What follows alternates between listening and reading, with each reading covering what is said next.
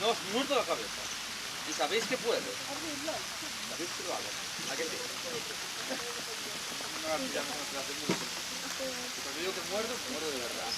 ¿Estamos preparados? Pues... ¡Hey, señoras! Fichas fuera del tablero. Deja la ficha en la mesa.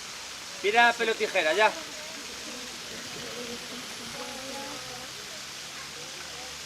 Quietas. Hasta que yo pite no se ponen fichas en el tablero.